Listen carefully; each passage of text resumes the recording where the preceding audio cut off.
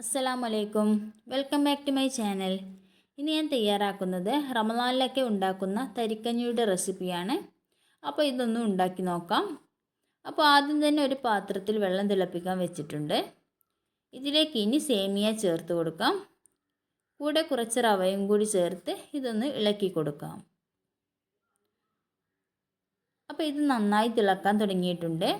ഇതിലേക്ക് ഇനി മധുരത്തിന് ആവശ്യമായിട്ടുള്ള പഞ്ചസാര ചേർത്ത് കൊടുക്കാം. കൂടെ കുറച്ച് ഉപ്പും ഏലക്കായ ചതച്ചതും കൂടി ചേർത്ത് ഒന്നും കൂടി ഒന്ന് ഇളക്കി കൊടുക്കാം. അപ്പോൾ ഇതെല്ലാം ഒന്ന് വെന്ത് വന്നിട്ടുണ്ട്. ഇതിലേക്ക് ഇനി പാലും കൂടി ചേർത്ത് കൊടുക്കാം. ഇത് നന്നായി തിളപ്പിച്ച പാലാണ് ചേർക്കുന്നത്. ഇത് ഇനി കട്ട കുത്താത്ത രീതിയിൽ നല്ലതുപോലെ ഒന്ന് മിക്സ് ചെയ്തെടുക്കാം. ഇതൊന്ന് തിളക്കാൻ തുടങ്ങുമ്പോഴേക്കും സ്റ്റൗ ഓഫ് ചെയ്യാം. ഇനി ഒരു ചീനച്ചട്ടി ചൂടാക്കാൻ വെക്കുക. ഇതിലേക്ക് കുറച്ച് നെയ്യോ വെളിച്ചെണ്ണയോ ഒഴിച്ചു കൊടുക്കുക. ഇതൊന്ന് ചൂടായതിന് ശേഷം ചെറുതായി അരിഞ്ഞിട്ടുള്ള ചുവന്നുള്ളി ചേർക്കാം. ഇതൊന്ന് ഗോൾഡൻ കളർ ആവുന്നത് വരെ ഒന്ന് ഇളക്കി കൊടുക്കുക. ഇതിലേക്ക് ഇനി അണ്ടിയും മുന്തിരിയും കൂടി ചേർത്ത് അതും കൂടി ഒന്ന് ഇളക്കിയിട്ട് തരിക്കഞ്ഞിയിലേക്ക് ചേർത്ത് കൊടുക്കാം. അപ്പോൾ നല്ല ടേസ്റ്റി ആയിട്ടുള്ള തരിക്കഞ്ഞിയുടെ റെസിപ്പിയാണിത്.